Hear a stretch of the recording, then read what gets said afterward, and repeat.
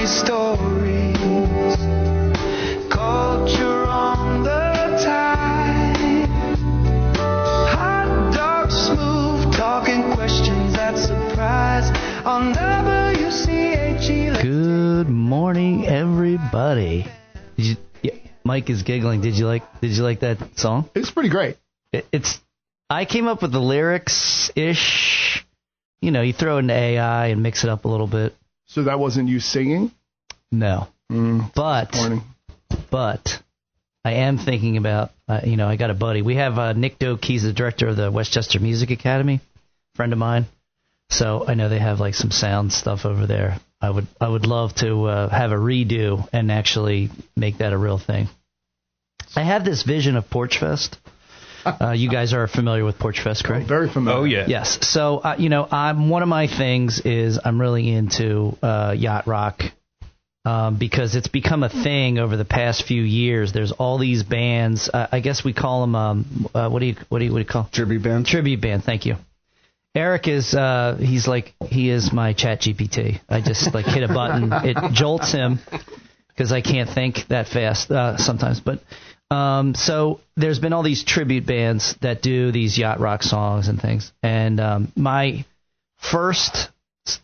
there's a band called Yacht Rock Review, which they actually are selling out venues. And they were a Georgia-based band. Their shtick was they did original music, but they were asked to do fill in at some place, and they were like, "Oh yeah, we'll do cover band for a weekend, make some money," and it became so big. They're really good. They're awesome. Do they cover sailing? Of course, 100%. Kev, get it together. Yeah, on the radio, dude. Of course they do. What else would they do? Steely Dan. I mean, anything you think of. So it became this whole thing. And then I kind of did some digging, and it was remember, that was a show. It was it was on YouTube. It was and they were kind of it was like a skit comedy. And they were at a dock, San Diego. It's supposed to be California soft rock, and then somehow Hall and Oates get mixed into there, which Daryl Hall hates it. He hates being referred to as yacht rock, and whatever. Do you consider them yacht rock? A lot of people do, yeah. I don't think that's accurate. Not all of the songs, but there's a few songs that are thrown in. Anyway, the shtick was this show, and it's there's people are dressed as Michael McDonald and whatever, and there's a producer and they're like, oh look, it's the bad boys of soft rock. And these guys dress up as Hall and Oates are they're the badasses of soft rock. And but ever since then, there's an interview somewhere recently where Daryl Hall he talks about that. He hates these guys because now forever he's associated with this. So that's how there's a whole origin story to it. You should probably make a film about it. Did you ever see the documentary Now episode with it was Fred Armisen and Bill Hader? They would just do different spoofs of documentaries, and one was kind of like a rock Eagles yacht rock kind of band. I forget what they were called, Blue Suede Jane or something. It was pretty great. It was hilarious. So my vision is as this growing tide of yacht rock has come through, is I try and see how some people go see Fish. I go and see if it's a new one, and they have there's always a wacky name. There's the Gilligan's Island Band. That's a thing that's local. There's the Schooners. There is a big this band. I get Gilligan's Island. Island. I get it now. All right. There's I thought they were Nick at Night fans. It takes them a while. No, it's all right. It's early. Welcome back, Cotter. It's early. He's having his first cup right over there, I'm sure. Yeah. There's one called Yachtly Crew. They're pretty big. I like that. Yeah, Yachtly Crew. They play at the Hard Rock down in Atlantic City and things like that. I would feel Yachtly Crew would be the bad boys of yacht rock. Well, Now, You would this think was that. a skit. You would think that. You would I like think. that it was a there's skit. It was a There's no skit where they lower were. bar than the badasses of Yacht Rock. Yeah. Like you couldn't get set a lower bar than that. Yeah. Yeah. That's Badasses the pitch for of the Yacht Rock. movies. Right.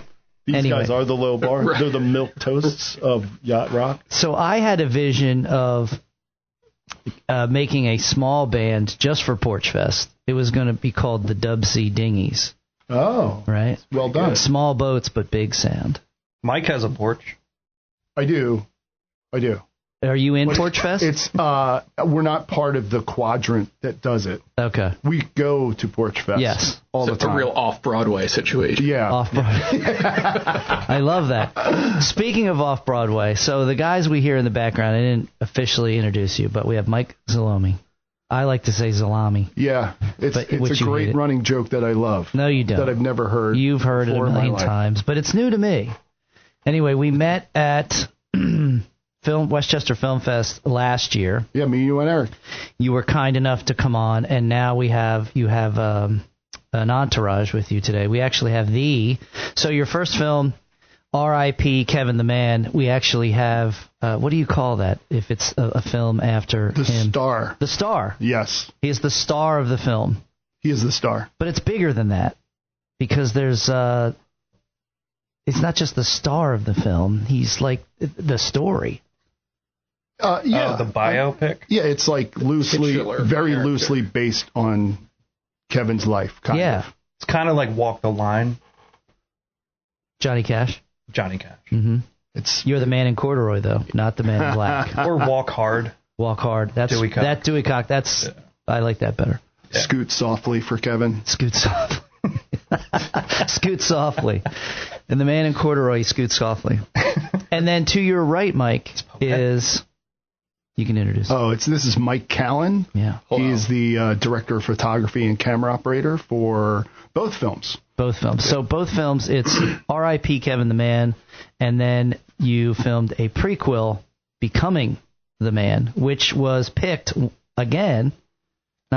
picked. Well, your film, you were picked. The film you made was picked again. So Becoming the Man is going to be shown at the Westchester Film Festival. Yeah, we're very excited. What day is This it going? Friday. Friday. Opening night. Opening night. 7 o'clock block. We are the last film that will be shown. Westchester Film Festival's been really great to us. It was, for the first one, R.I.P. Kevin the Man, it was our only goal was to get into Westchester, and we got in, and Becoming the Man, a prequel, got in too. So we're really excited to... 2 for 2. Yeah. So for 2 years in a row. Back to back, if you will. Back to back. Yeah, it's a... Dub C pick champs. Yeah, yes. But yeah, we're excited about it. You can tell I'm very excited about it. I'm super excited. I'm upset that there's been a couple viewing parties. I was able to make the one at Hot Fidelity, and Hot Fidelity is this hub of both movies, really, because of Kevin and his association, your association with Hot Fidelity. Why don't you, tell the listening audience a little bit about that? Kevin, why don't you talk about Hop? Hot Fidelity is a record store and a bar, and I started working there 3 years ago. You call it a bar? Not really. I'm not a bartender. Yeah. People call me a bartender. are. I don't know how to mix a Kinda. drink. I pull. You provide a service. Yeah, I mean, I give out. But you're not a bartender. Yeah. I would never call you a bartender. No, I'm a giver of drinks. A giver of drinks. Which he charges for. He doesn't give them out. Yeah, charge He her did of for a drinks. while, and it was called the Golden 6 months, almost a year, when they gave drinks Was away. it that long? Wow. I don't know. I wasn't there for that. You were allowed to give away beer. Was that during the Dark Ages, which we refer to as 2020? Oh yeah. Well, I free drinks right to me after. are the golden ages light of ages. any time. The ages of light, I say. And what kind of beer do you serve there at the old vinyl pub? We got a contract with Love City. We got Pilsners, we got Hazies. Occasionally we'll have... Do you have any juicies? Any cloudies? Any milkshakes? No milkshakes. No milkshakes. That's why the boys don't come to your yard, Kevin. We had Well done. we had a saison. What is this? What is that? What makes a saison a saison? I have no idea. Okay, thank you. That's why he's not a bartender. That's right. See? I have no idea. You want to try it? Yeah. You want to try this? It had pink peppercorn in it. Peppercorn. Yeah. In the movie, Hot Fidelity plays a home base. It's like the Batcave to Batman-ish. Oh, yeah. I like that. It's like a Hall of Justice. What's that? You're Robin. Hall of Justice, the Fortress of Solitude, if you will. Absolutely. The Castle Grayskull to your He-Man. Oh, well done. Is there more? Eric, think of more. Anybody? What did you say? Fortress of Solitude? I did say Fortress of Solitude. Wayne's basement. Oh. Or his parents' basement. I don't know. Batcave? That was the Batcave. Wayne and Garth. Wait. Wayne and Garth. Bruce Wayne. Yeah. He lost you. Keep up. I call him Wayne. Keep up, You're that Callen. close. Keep up, Callen. Wait, you know what Batman is? Well, Mike Callen, you are handsome like a Bruce Wayne would be. Right? You're a handsome fellow. I was going to say this. Like, you would look at us and think, why isn't that guy the star of the film? It's too pretty. But for some reason, it's He's too pretty. the most bloated guy is. He's too pretty. Oh, my God. Look at him. I think of that every time we shoot something. I'm like, why is this guy... I don't ever feel sorry for Mike. When I look at you, Kev, I definitely feel sadness. Yeah, that's been... So... Do you think that's a theme in the movie that comes out a little Definitely. No. bit? The theme of downtrodden and sadness? If RIP, R.I.P. Kevin the Man, is about... culture and family and the terrible things that we do to people that we love. Yeah. Becoming the Man is search for that family. It is Kevin's in a spot where life isn't going very well for him at all. He's just sad. And he's the only thing that really is the light at the end of the tunnel is Hot Fidelity. And Byron, the owner of Hot Fidelity. And he has a guardian angel magically appear and sets him on his course. So it's not... First one's very joyous. First one is joyous. Yeah. And actually, in the end of Becoming the Man, that is how I really reacted to seeing Kevin the first time in Hot Fidelity. I didn't know who he was. I felt like he was an imposter. Mm-hmm. And like, what are you doing here? Yeah, I questioned him. Like, so you work here? You work here? Well, yeah, I serve beer. And he's never changed since then. Yeah, it's true. Now, how did you come to actually working at Hot Fidelity, Kev? You're telling this story, Kevin. Oh boy. Okay. So, couple shops down, I worked at Creep Records for a couple years. And did they got in some trouble lately? Yeah, I think they got raided for like selling stuff they should not have been selling, like fake marijuana, something like that. Yeah, something like that. Allegedly, of course. And oh wow, Fred Norris over there. He is. There he is. He's awake. Good job, Eric. Well done, Eric. So I was there for a couple years, and my now coworker John would pop in and get like rolling papers or whatever, and we struck up a friendship. And then old Byron had to get his hip replaced. Old Byron. And John was like, "What about the guy from Creep? What if he helped us out?" And then it was a real. And then I actually brought it up to the guys at Creep, and I was like, "Hey, care if I moonlight over here?" Yeah, and they were like, "No, Sophie's Choice," and I was like, "Okay." I'm out. Yeah. Eric, do you get the Sophie's Choice reference? Mm-mm. Can you explain it to Eric? He's young. I thought you were going to ask Eric for a Sophie's Choice sound effect. I forgot that line. Sophie's Choice quote. I would love that. Just a choo-choo train. But I'm not. I know where I'm at here. Somebody please give Eric Sophie's Choice. All right, you do it. No, I'm going to mess that up. No. Meryl Streep has to choose between one child over the other in like what, Nazi Germany? I don't think I ever saw it.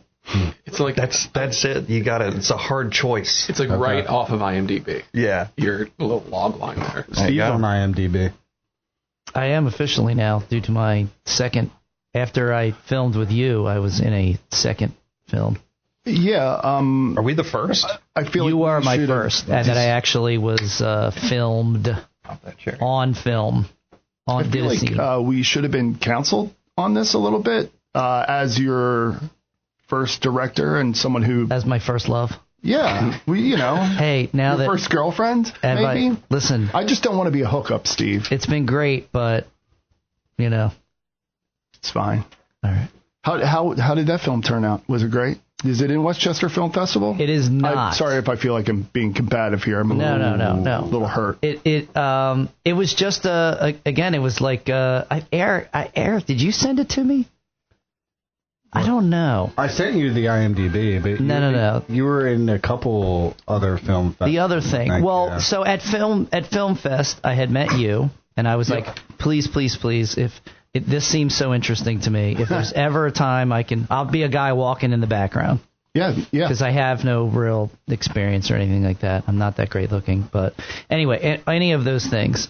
And you were gracious enough to include me in Becoming the Man, which it's so much fun. One, you guys are cool. I wish I had more time to play in the yard right now. Like, my business has changed, so I'm all my fun time has been dramatically reduced. But we just clicked. Mike, you and I just felt like you were a guy that I probably had been friends with in high school, and then we just lost touch. And then I saw you pop up on Facebook because you're divorced and you're sad. And so you changed your profile picture to, I love Jesus, but it's also a thong shot. Oh, no, that's what women do. Never mind. Is this your new business that you're describing? Have you ever seen that, though, on Facebook? People get divorced and people switch. You always know something's up. As soon as people get divorced, I unfriend them. Oh. Just... You wait for the thong picture to be uploaded. The sad selfie. All of a sudden you see girls who were like the hot girl in high school, and it's nothing but their kids because they're not hot anymore. It's like nothing but kids and dogs, typically, which I think is a weird move. And then guys, typically it's their comeback story. They're like at the gym. Oh, yeah. Yeah, there's that. That's my Instagram. Yeah. I don't have Facebook. You just described Mike Callen almost to a T. Right, not divorced. Not divorced. Not that there's anything wrong with that. Not that there's anything wrong with Eric. There it is. Eric.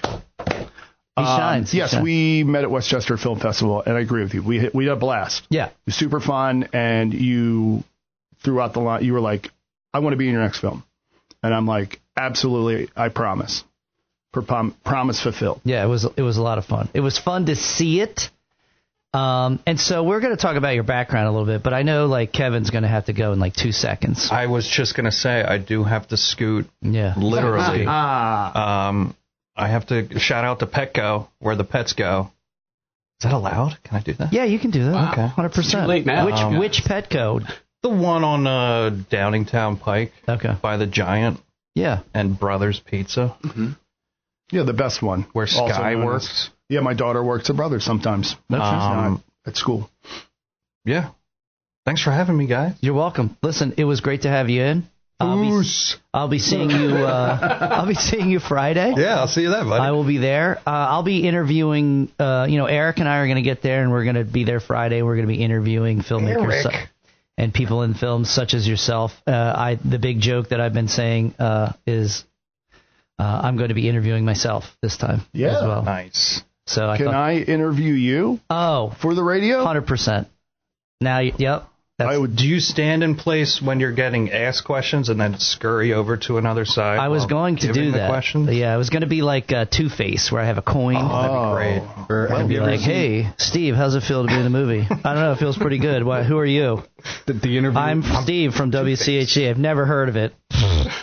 Away, peasant. Something. Have you seen the interview with Paul Rudd? He's interviewing himself. That's kind of what I will envision. do my homework. It's like a Hot Ones type thing. He's interviewing himself. Oh, and they cut the film back and forth, the shots.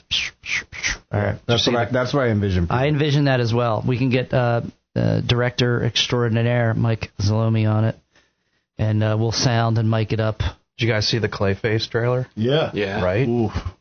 Is that a thing? I just saw that this morning. Yeah. So good. It looks cool. So great. Okay. Like body horror. Is that a local thing? No. No, very, very That's like a big- DCU. Yeah. Oh, that's like a superhero guy. Yeah. Never heard. Well, He's a villain Oh, villain. for Yeah. Batman. Oh, he's a Batman villain. Yeah. I was more of a Marvel guy, and not even that deep, but Yeah. you know, some people get really deep. They have their, what's that glove? Thanos? Yeah, they have like his Infinity glove Gauntlet? sitting on there. Yeah. Yeah. I've entered into that world though because I'll have to talk about it later. But I do have my Judge Dredd. Somebody made 3D printed a Judge Dredd helmet for me. Oh. So that's sitting on a shelf. Anyway, so Kevin, known as Kevin the Man, not R.I.P. He's not dead. He's alive, folks. Go see the movie. Kevin, thank you so much. Thank you so much for coming in. Good luck at Petco. I hope you don't have any cleanups in any of your aisles today. Kevin's known for his dusting prowess. Dusting at prowess. Petco. I've been in there and they're like, Kevin's great at dusting. I'm like, that's nice. Really? Yeah. I find dusting very zen-like. Sure. I think there's many avenues of where there's like a thing and you're like sweeping the thing, whether it's like glass cleaning, lawn mowing, you know what I mean? It is the lines in a lawn. or Very vacuuming. important. There's a linear Laundry. like. I'm a big laundry You know those fan. goofy shirts they wear with sequins and you brush them one way and it's just silver and you brush it the other way and there's a saying underneath. It's like things like that. Very satisfying. I think that's very satisfying. Yeah. There he is. He's waving. He's There he waving goes. goodbye. There he's off on his scooter. Is he on a scooter? He really is. He really is. That's what all his scooting jokes. There Why he goes. am I not? Damn it! I would have ran out there and got him scooting away. That would have been a good thing. He really wrestled that in the building, too. I thought It was- leave it outside. it was- It was like, this is coming in with us. No, It was great to watch. This is great. We don't have to share a microphone. It's nice. Mike and I were sharing a microphone. We were uncomfortably close. We were. Comfortably close. No, it wasn't that Not that uncomfortable. there's anything it was wrong. fine. With it. No, it was fine. It's fine. We've known each other a long time. Yeah. So Kevin's a funny guy. He's a great guy. Besides knowing him from a Hot Fidelity, how is there other ways he's interwoven himself into your life? He is a great dog watcher. Okay. So he has watched my dogs All right. for a day. Does he do that? Like, does he have a service? Is he like Yeah, you can hire him. anybody? He's great. out there? If anybody needs a great dog watcher, Okay. he's great with them. They love him. They love him. He seems like a gentle guy. He's great Very dude. even keeled. Yeah, I don't think I've ever seen him mad. I've tried Have you? pretty hard, but In a loving, can't- brother way, you're like 100%. poke, Yep. poke, and he's like, all 100. right, can you just knock it off? yeah. No, he's Kevin's acted in Rip. We make the joke he acted as a kid in Upper Darby summer kids program, and hasn't acted since. And he's a really good actor. And it was for Becoming the Man. It was him and this gentleman Dan Porto are the two leads. Dan Porto plays the guardian angel Yes, in Becoming the Man. Correct. Which And I got to watch that scene, and I was like, this guy is remembering all this stuff. All those lines. Yeah, he Dan- had quite a montage of back and forth, and I've seen a couple different ways now of how people film, and sometimes it's like, I'm going to remember a line, all right, ready, go. We do it a couple ways, and then stop, and then do the next line, and then there's what I assumed all acting was more like, because I have no experience other than like a play in my junior year, was like this, you got to remember the whole spiel. Dan was, which is very different, what they call off book, which means he memorized his script possibly by the third rehearsal that we had. And this was something we did different for this movie, was we had a lot of rehearsals. We probably had 6 rehearsals. Okay. And what was really cool and great about it is I could see in the rehearsals, I could see Kevin and Dan get comfortable with each other, you know, and kind of play around with each other. Yeah. And at one point in the movie, Dan is saying something, he grabs Kevin's beard and kind of shakes his beard. And when that happened in rehearsal, I was like, oh my gosh, they're like really gelling and getting comfortable and playing. And that was the best. That was one of kind of like those aha moments for me. It was like, oh, okay, this was the best thing I could have done for these two actors. Mm-hmm. And yeah, Dan memorized, he's a lot of lines, and they're tricky lines, and he just crushed it. He was so good. He's a theater guy. He was a theater guy, and I've known him for 35 years, and I wrote it. When I came across the Guardian Angel character, I absolutely saw it as Dan, and wrote it in his voice. Everything he says in that is like his normal day-to-day catchphrases. Yeah. And he hates seeing himself on screen. Yeah. He's weaseled out of every showing that we've had, but he's incredible in it. And why do you think that is? Because I think that is a theme, like that. Like there are, famous actors, and that they like, I don't want to go see I don't want to see it, that kind of thing. And sometimes I think it's kind of come off to me as a normal average everyday Joe, like, oh, I don't want to see myself in the movie. You know what I mean? Like it's like, oh, you're so cool. Like, oh, I'm the tortured artist, and I'm like, oh, get over it. Do you know what I'm saying? Like how some people I kind of do, like, but maybe that's a real thing. But I think you just over criticize yourself. Okay. You see everything that you're doing wrong, or why did I do that? Yeah. Why did I make that choice? Man, I can't imagine thinking like that. Yeah. No, I mean, I'm joking. I do think like that, but I think because of, I don't know. Anyway, go ahead. I'm sorry. Yeah. I don't really have an answer for it, to be honest. Yeah. No, I think that's it. It's you watch it and you question everything that you did. Sure. And it's like, why did I do it this way? Yeah. It's like, I'd rather just not watch. Why did I? Yeah, I know. Yeah. Live with the choices I did. Dan's like, why did I make that face? I think I'm overacting. He told me a couple times after he saw it. And I'm like, dude, you're so good. Like everything that you're questioning are the things that I love the most about his performance. Yeah. And I mean, as the way we shot it, we would do all of Dan's shots, like his monologues, and then we'd flip over. It's a single camera shoot. Yeah. And then we would do all of Kevin's, and we shot it in one day. How many hours? Oh, it's like 8-9 hours. No, I don't. Even less. Even less. Yeah. I think we started at like 9, and we were almost done by 1. Yeah. It was quick, but we had it. It was very carefully thought out. Yeah, I think that's the whole the rehearsal leads up to the nailing it sometimes.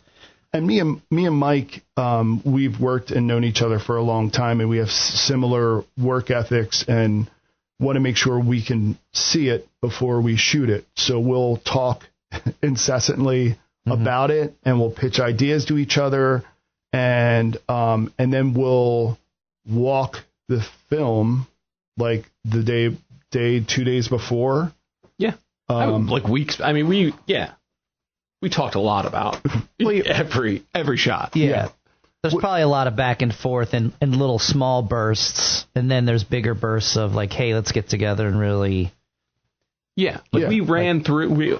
Day of, like before we started, it's a quick run through. Yeah, day before I think we walked the whole film. Yeah, but then even day of, like there's very little like kind of on the spot, like let's change this. Like there was a couple, but yeah, I think there was 2 ads. But we like Mike and I like to work really fast, and you have to have it together if you work that fast. You got to know where step 2 is. Yeah, and sure. And I think there's one shot where Dan grabs Kevin's badge and throws it, and we were going to have it like be thrown very far.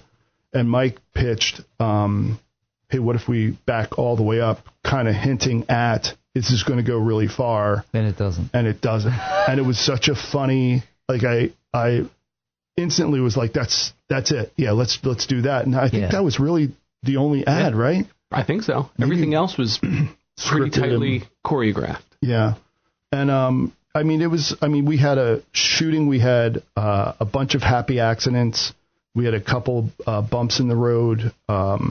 There was a speaker that was playing music next door, and I'm not saying this happened. Maybe this is a story that I created, but maybe there was an 18-foot ladder that was brought from my house so I could unattach the speaker wire, but was reattached. And of course. Yeah. And everything's fine now. Everything's great. Playing yacht rock all day yeah. on the streets of Westchester. Yes. But yeah, I mean, it's just fun. It's just really fun. Like we like to have fun when we're shooting, and everybody's there for free. You know, so if me and Mike don't have it together, if we're having extended conversations during shooting, people are going to be like, what are they doing? Why are we wasting our time? So everybody liked the script, everybody read it, and everybody was excited to be there. Some people stepped out of their normal day jobs to do something else.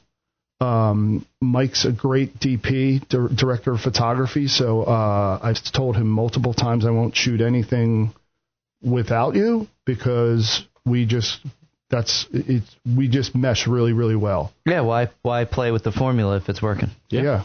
And I think this is I think one of our absolutely prettiest films.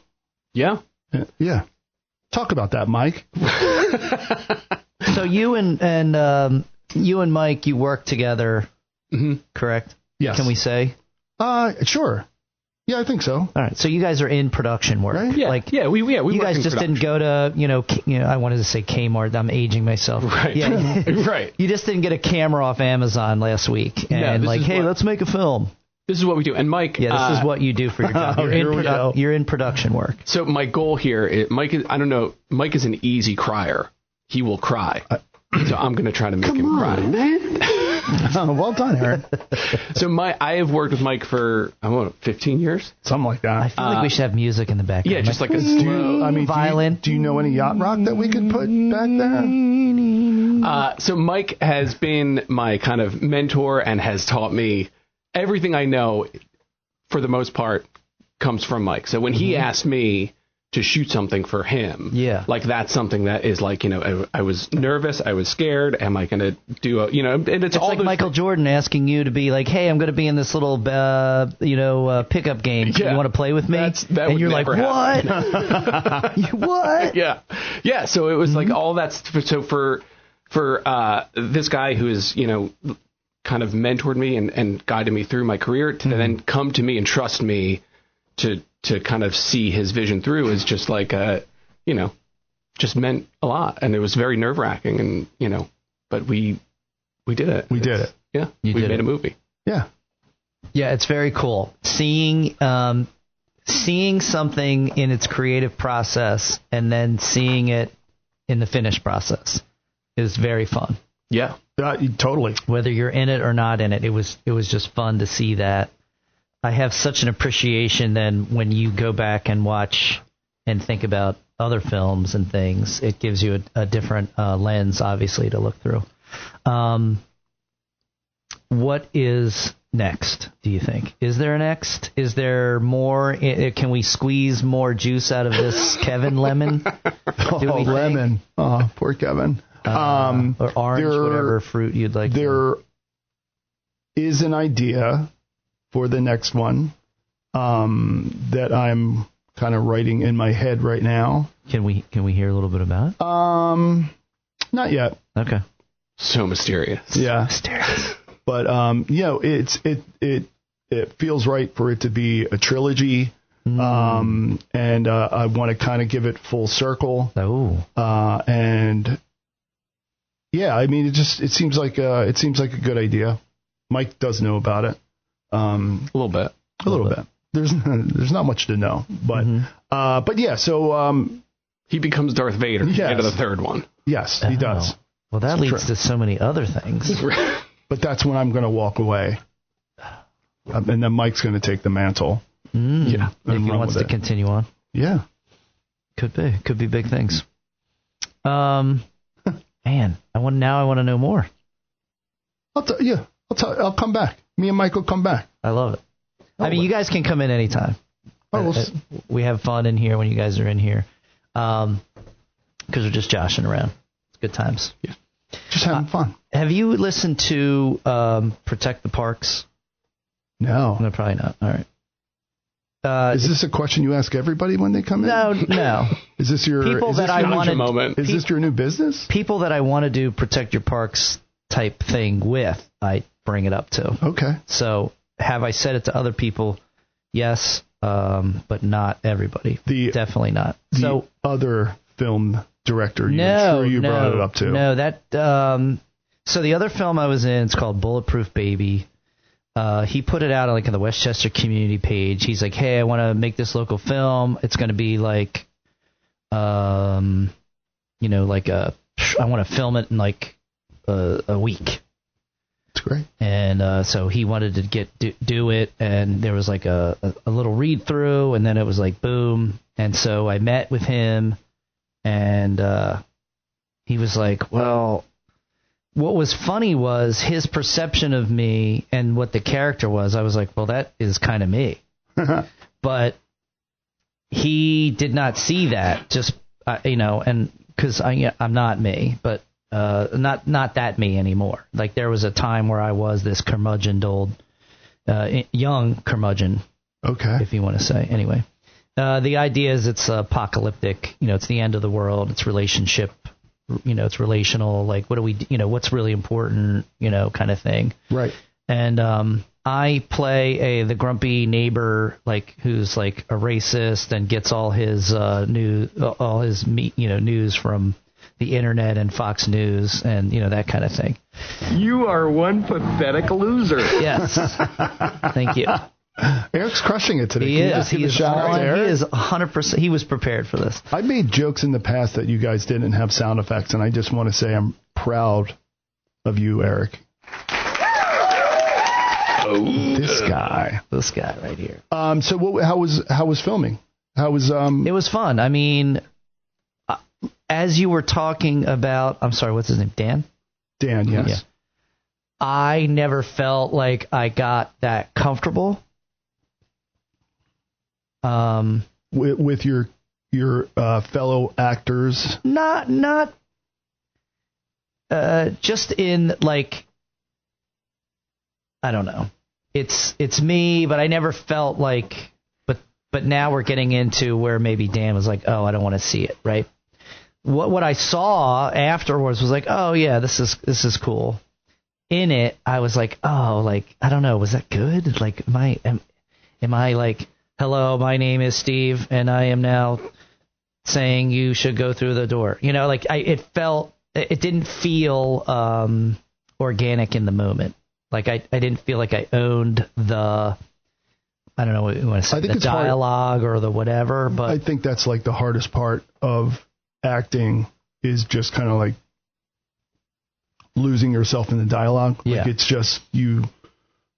Like you're actually having the conversation kind of Exactly. stuff. Like that it feels like you're not trying to do a thing. It's So, Steve, whatever. in our movie, without giving too much away about your cameo, do you feel like your role in this movie was at all autobiographical, or did your performance feel organic?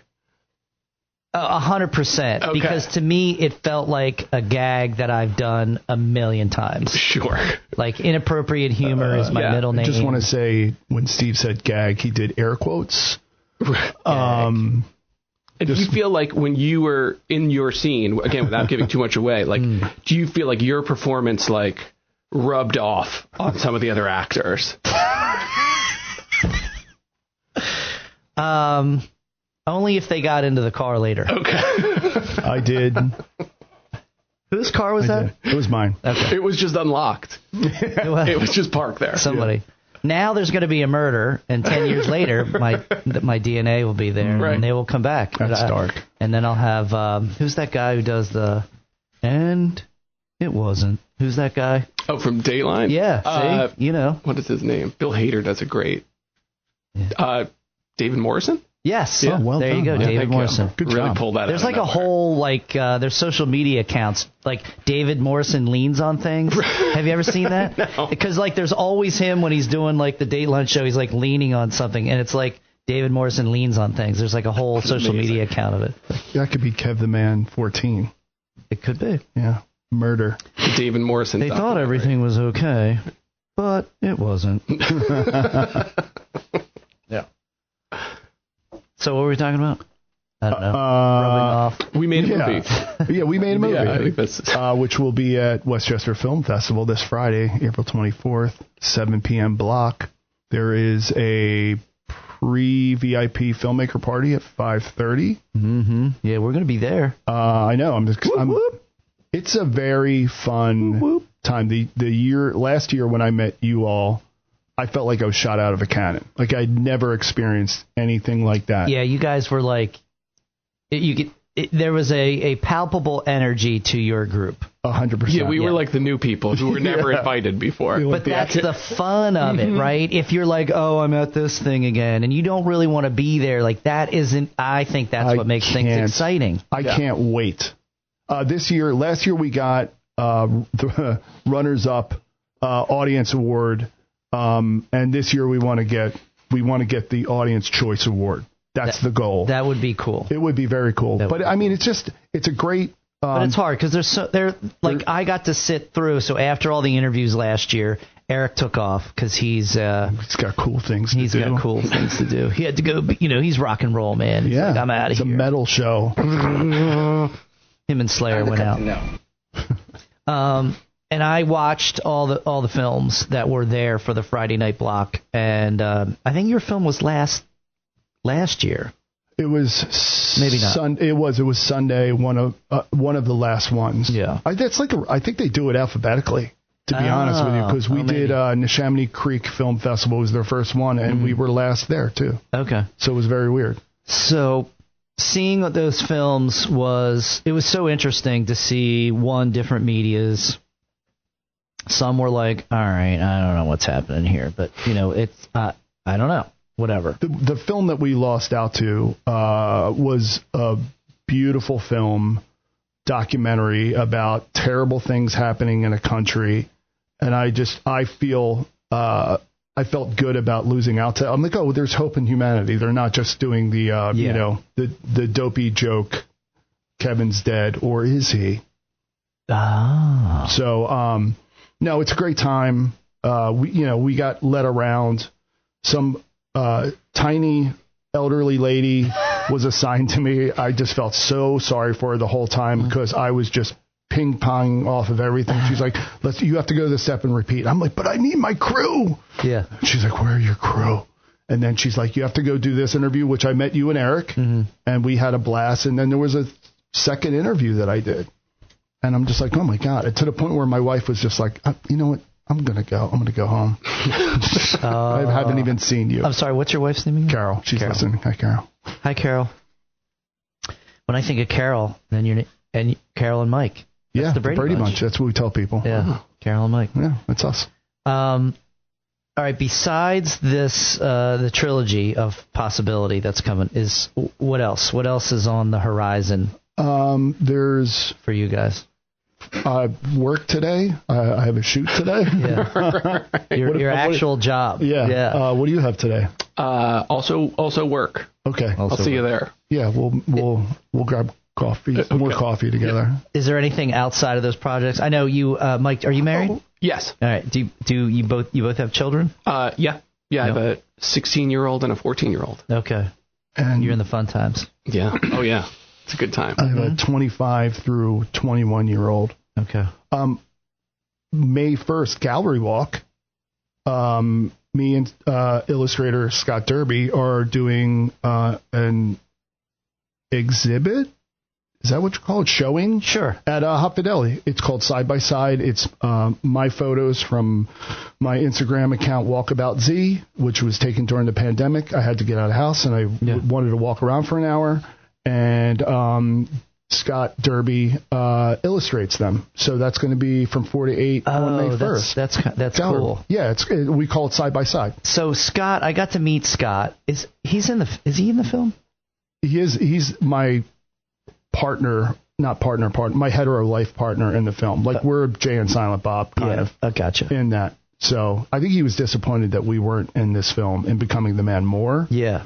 Because I'm like, I wrote us out of it. He's Yeah. like, what do you mean? What do you mean, dude? I'm like, we're in the very end. He's like, oh, okay. All right. Yeah. So What is Scott up to?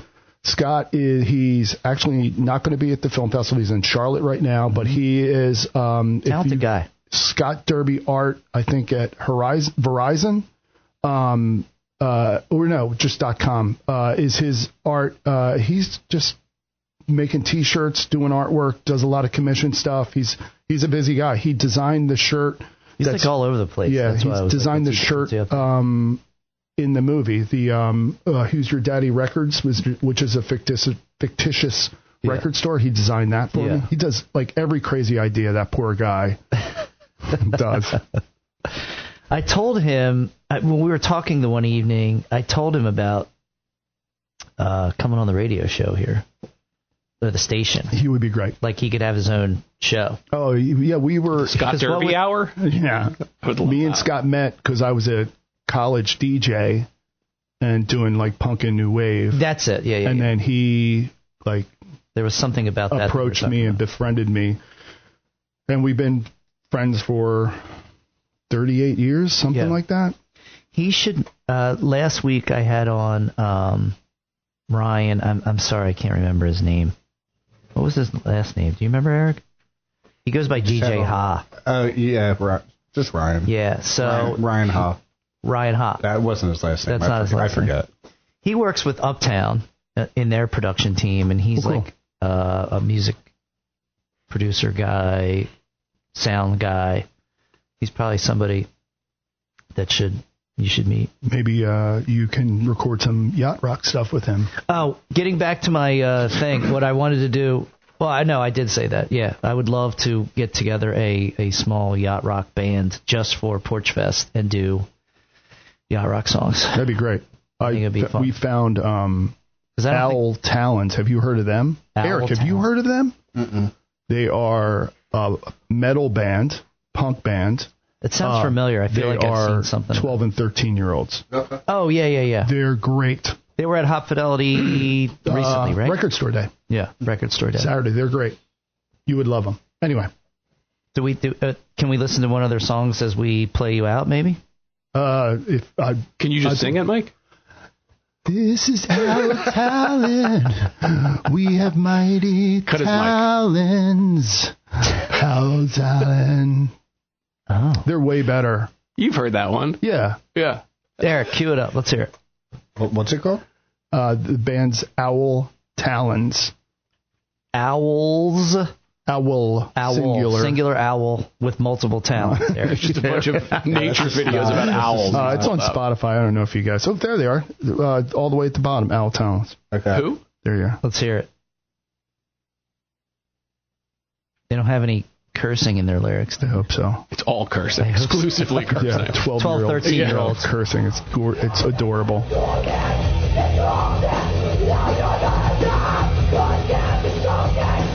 Everybody's bobbing their head in the studio. I'm old. I'm like trying to hear it. Destroy the Future, I think they're talking about. Destroy the Future, bro. Oh, that's full of young angst. Yeah, I can hear it. It's their love song. Yeah. Yeah, I love you. So God, destroy your future. I saw. Oh, you know what it was? I saw that you took a picture of earplugs. Oh yeah. I think that you were handing out because it's a small venue over there. Yeah, they were handing them out. They were loud as heck. All get out. All hecking. Yeah. They were hecking loud. Yeah. All right. And that's your kids are in that, or no? No, I don't know them. No, we saw them at Porch Fest. Porch Fest is great. Whose kids are they? Mr. and Mrs. Owl Talons. Mr. and Mrs. Nobody Owl knows. Talons. Yeah, they're a mystery. A lot of Hootie and the Blowfish. Okay. Hootie's kids. I don't know. Owl. I was trying. No, it's good. It's good. You got it. I mean, Not really. It's your show. I'm sure. You're just being nice. It's your show. I'm disappointed that Eric did not have the fake laugh track for that show. A screeching owl. Yeah. Oh yeah. There's Do we have a screeching owl? Next time, should have Owl Talents on here, man. Sounds like a good idea. That sounds more like Eric's thing. He's the music guy. Well, then you do the board and Eric can interview him. I have been talking about Eric learning how to do the board for like 2 years now. I'm like, I got to come in on a day where I don't have anything, you can teach me how to run the board. Because I have, I'm one of these guys, I have ADD, and I have multiple things that I want to do that don't make me any money. Right. That's what my wife always says. She's like, oh, are you off doing something that makes us no money again? Oh, good for you. Have fun. I'll be here. I'm sure she fakes the disappointment, though, when she says it. She should be an Academy Award winner then. Because maybe she's in the next movie. She should be. Yeah. Oh, man, the story of Steve. Told by Sweet Jessica. Oh, wow. It would be like a whole thing. Like almost biblical proportions, like from the what is like kind of like Passion of the Christ, but it's from Mary's. If you do say so, you're from Mary's perspective, right? Not in because I am important. I am nothing. I'm nobody. I'm nothing. Well, I think that's what Jesus said, didn't he? But just the epicness of the tale. But the epicness of the tale from her perspective of like, oh my God, the energy I put into this thing, just trying to wrangle this curmudgeon squirrel brain. Put too much time in. I can't get out of it now. Right? Yeah. Yeah. And she's invested. She is. She's very nice. I met her once. Lovely woman. Yeah, very super nice. Yeah. I wouldn't be who I am without her. No, none of us would. I would be that guy in the truck. For real. Yeah. Without her. Yeah. Probably. I was one Jessica away from that really being my life. That's how you met, right? We could wrap that whole, thing back up in a nice little bow. There you go.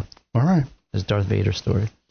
Gentlemen, is there? So we're gonna Westchester Film Festival. Everybody down here at the Uptown Theater. It's going to be Friday, Saturday, and Sunday.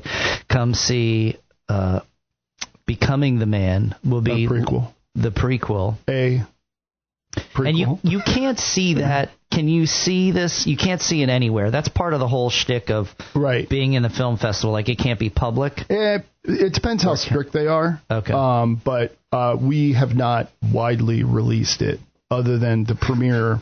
I think Byron wants to do another showing. Him and I need to talk about it, but it won't happen until I think we're waiting to hear on 2 more film festivals. Okay. So what other film festivals did you submit? Cannes, right? Yeah, it's a little. Is it Cannes or is it Con? Cannes. Is it Con? Come on, you peasant. Phoenixville. Who do I think I am? Phoenixville and Jersey Shore Film Festival. Oh, Phoenix. And I want to do Kevin Smith's Film Festival, but I missed the window, so I'm going to submit next year for that. So what's that like? You find out about these things. Just research them. There's like a million of them. A website that you can submit through them, Film Free Way, I think it's called. Yeah. And you just submit, and you have like a media packet. I only know because the other film I was in has won multitude of awards. Oh my God! Well, really not to make you. Thank you, everybody. Thank you. Well, I guess I'll never be able to get you in another film. Of course you would. I would. I mean, I can't. You never forget your first love. No. That's nice. I see these things because I'm not in it, so I don't know. But like I've seen other things like writing and like where people are like, oh, you should enter this thing in, and it's like, oh yeah, but you got to pay. Yes. And then it's like, oh, now you're in a book. Like I don't know, like when I was younger, it was like, oh, now you're in a book, you're published, and I'm like, wait a minute, hold on a minute, anybody can do this. You guys are just somehow. Yeah, I mean anybody can submit to a film festival. We raised money for mainly for film festivals. We raised about... Because there's like a fee, right? Yeah. Yes, it's not free. Always. No. Only except for Neshaminy Creek Brewery Film Festival. And they were super great, and I loved being there. It was like... that was the one I was kind of disappointed. I would have loved to have been at that one. It would have been fun. It was incredibly lo-fi, and I loved every minute of it. But that's what makes it fun. Yeah, they were just so cool and nice, and it was a great first film festival for Becoming the Man to be at. I kind of threw it off when we submitted. I'm like, whatever, it's free, I'll just do it. Yeah. And then it was the first one that brought us in. It was screened by the employees. Yeah. So it was like very super grassroots, and I would recommend it to anybody who's doing a film. They were just really wonderful. It's same with Westchester, but they were just really wonderful. And Who sits on the quote unquote board for the Westchester Film Festival? Like, where not their names, because who cares? We don't even know who they are, unless they're like somebody really famous. But like, what do they do? Obviously, somebody from the uptown that I don't know. I think it's just through the film festival. They just have a group of screeners. Okay. That just randos off the street. I think they volunteer. Volunteer to be. Hey, what do you got? You got 10 minutes? Hey, buddy. You want a free lunch? Yeah. Come and watch this movie. So it's kind of funny is like at the film festival or randomly in Westchester, somebody will be like, "Hell yeah, hey man, I saw your movie." I'm like, "Oh, really? How?" And they're like, I'm a screener for Westchester." Did they wear a beret? No. Did they have a cigarette holder? Cigarette holder. A long cigarette holder. They're like, oh. And puffy directing pants. Puffy directing nice. pants. And a monocle. Those are like riding breeches, right? Yeah. Why would a director wear riding breeches? Why wouldn't they? If I could have found them I had to be in character too, so yeah, I couldn't. But usually I do, and I do have a beret. Are you going to have an outfit for Friday?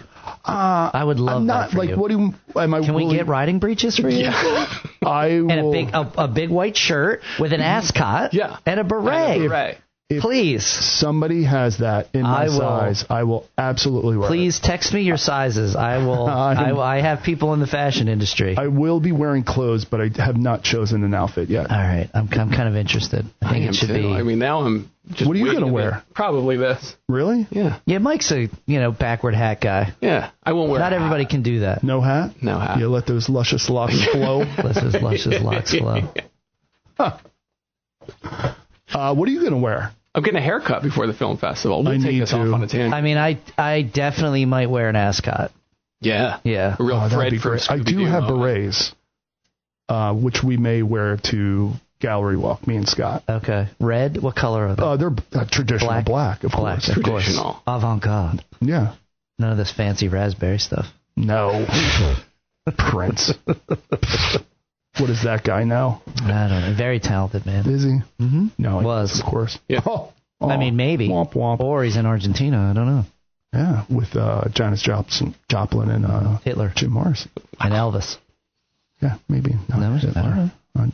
I hope not. That's a season of White Lotus. I would love it. Guys, listen, we got to wrap it up. Yeah, man. We Hey, have thanks for another having us. filmmaker that's going to be on, Frederick Taylor. You were on together the last time we had you both. Were we? I think you're thinking of oh no, Terrell Dorsey. Terrell. Yeah, it was me and His Terrell. film Tunnels is shooting going to be soon. shooting. Yeah, like. Did you worm your way into that film? Of course I did. Are you in it? Uh-huh. Seriously? I am. Really an up and comer. Yeah. Yeah, this will be my third film. But Oh man. And then that surveillance video. That's your fourth film. they don't call that a film. They call that evidence. something else. I think they call it evidence. There's probably lots of evidence I've been in. Yeah. It's avant-garde. Listen, guys, thank you so much for coming in. Thank you. for letting me kind of see how the sausage was made behind the scenes, so to speak, literally and figuratively. Yeah. Right. And I don't know, you guys are fun. I hope I hope the film does well at Film Fest, and I hope it does well in other film fests. Thank you. I think it's Thank cool. It's cool to watch. Anything. If I could ever be a part of anything you do in the future, please let me know. I'd be 100%. Yeah. more than happy to be a part of it, and love to just have you back in. And maybe after the Film Fest, we can recap how was Film Fest, Talk about what went wrong. what went wrong. I'd love to get Dan in here. Can we get Dan in here? I don't know. He's very elusive. He's not going to be at Film Fest. He's very elusive. He is, but that's okay. He's like a Daniel Day-Lewis What, type. He's cobbling in Estonia, shoes in Estonia right now. Yeah. What do you think would ply him? Like some people, liquor. Not much of a drinker anymore. No, anymore. He's had his time. Maybe some like fabric. He's a sewer. Yeah. Sewer. So yeah, maybe just so we have a couple yards of fabric down here. Some rare fabric. Yeah. I know a guy. Okay. All right. Maybe hopefully that guy's bolt making of fabric. making my director pants right now. Bolt of fabric. All right, guys. Mike. Yes. Thank you so much. Thanks for Kevin having was me. in. Thanks, Eric. I hope he doesn't have any dog poopy to clean up today at the Petco. Or maybe I hope so. Maybe that's what he looks forward to. Maybe he looks forward to that. Yeah. It's kink. Right. I wish him lots of dusting. Yeah. All right, Mike Zolomij and Mike Callen. So, director of photography, Mike Zolomij, director and creator and creator extraordinaire. Sure. For R.I.P. Kevin the Man and Becoming the Man. Good luck at the Westchester Film Festival. Stick around, guys. We're going to pay some bills, take care of some things, maybe tell you about weather or something. I don't know, something dumb. And then we'll bring in Frederick Taylor, who we've had in before, also a filmmaker with Westchester roots, who will also be at the Westchester Film Festival. Stick around. You're listening to the WCHE Morning Show on 95.3 WCHE. And welcome back to the WCHE Morning Show. I'm Eric Lambert. Our co-host today is Stu Foose, and joining us in the studio to discuss his entry into the Westchester Film Festival, we had Frederick Taylor. Frederick, welcome back to the show. How are you today? Thank you, guys. I appreciate this. This is becoming a ritual, or a rite of passage, annual tradition. I love it. Yeah, absolutely. This is fun. I was looking at old pictures of being interviewed by you guys too over at the festival, and it made me a little emotional. Oh, I felt like, wow, I've built new relationships in my life. We really appreciate it, and looking forward to seeing you there tomorrow night as well. And so you want to tell the audience a little bit about your short film called If Cities Could Dance, J Setting? I would love to. All of us kind of know who Beyonce is, and so we're all sort of familiar with her unique style of sensual, urban soul, sort of street dancing, and like sort of the gyrations and things like that. So all dances come from somewhere. They're sourced out the same way that music is sourced out. It's like when Clapton says, I loved Muddy Waters when I was growing up and all that other stuff. It's the same thing. So this particular dance style has gestated from HBCUs, majorette marching dances and things like that, the lovely young ladies that you see at the front of the band and stuff like that, and they're doing little dances and stuff. And then evolving through things like Alvin Ailey as well. So dance is constantly reshaping and remolding the same way that music is. And so this is a particular dance style that has gestated out of Jackson, Mississippi, from Jackson State, the same college as, Coach Prime. as well. Jackson State is famous for things more than just Deion Sanders, and one of them is dancing.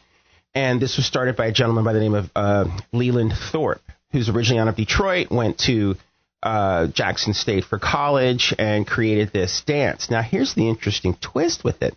It is non-binary. So the people that initially created it were gentlemen from they were HBCU, but they're also from the LGBTQ community as well. So because they saw a lot of these young ladies that were dancing as majorettes and things like that, and they're like, hey, we want to do that. Why can't we do that too? So they developed and created their own dance. And this has kind of caught on. It's caught fire, and it started to influence pop culture. PBS, KQED out of San Francisco brought me in to make a film about it for a continuing series called If Cities Could Dance. And it's all about all of the indigenous dancing that goes on in major cities. And that indigenous dance, that is my phone. I apologize. It's all right. You can just pass it off as a sound It's one of the things about America that's really cool. Dancing, music, art, culture, they're all unique to different quadrants of the country. So this is no different. I did the Atlanta version. It was on PBS. It won an Emmy. Mm-hmm. And people really seem to love it, and that includes the wonderful people at the Westchester Film Festival as well. So that's what I'll be screening and talking about after the film, too. And, of course, we met you at last year's festival. How many years have you been in the Westchester Film Fest? Oh, my God, I'm getting old. The first time look at him, he's laughing. You look like Santa. I am old, right. Look at that. When are you going to do the Santa thing? You going to be young Santa? Now, that's an interesting point. I was at the Firebird Festival. Are you familiar with that? I am not. All right, Phoenixville has a Firebird Festival during the winter months. It's like people who probably aren't into religious celebratory holiday, but it's like winter solstice kind of thing, and art community. They all get together. I don't know. It's an excuse to throw up this big bonfire and community in Phoenixville. And they make this giant phoenix thing out of wood structure. It takes like a lot of time. Artists come together. They do this whole thing. People come to this big field, and then they burn it down. And at that time, I'm standing there, and there's this dude who has this beautiful gray beard, a smaller statured guy, but obviously fit. And he had this red coat on, very Santa-like, with a white fur thing. And I was like, dude, that coat, it's one of these things you see like on Instagram ads, like around Christmas time. It's like, oh, you're wearing like a cool hip holiday outfit. And this guy has this red jacket. I'm like, that is a cool jacket, man. And I was like, where'd you get that? He goes, oh, it's part of my costume. And I'm like, oh, like, yeah, like Santa, like I get it. He goes, no, I'm a professional Santa. And then we had this whole conversation about how did he become a professional Santa. There's this like the oldest run professional Santa school in like Minnesota that was started by like the ongoing guy who had played Santa in like the Macy's parade. So needless to say, it's like one of these little goofy things that in my squirrel brain runs around and goes, oh, maybe like one year at my gym, Frederick, I did play Santa. I did it for. We played it here last year. What's that? We did a holiday video. Well, playing it right now. Santa. That too. Yeah. He's real-time Santa. Yes. Yeah. So it was kind of like this thing. I really enjoyed it. Like, we had a bunch of members who had smaller kids, and I was like, hey, what would you guys think about me like doing like a Santa thing at the gym? You can take a picture, like Santa will be there. And they were like, oh, yeah. And a guy that I knew had a Santa outfit. So I think anytime you see an adult, especially an adult man, and they want to be around children, they have this thing about being like, oh, I just love it. I love being around the kids. We associate it with all the bad things, priests, scout leaders, et cetera, like there's something nefarious. Congressional. Yeah, heads of state. Heads of state.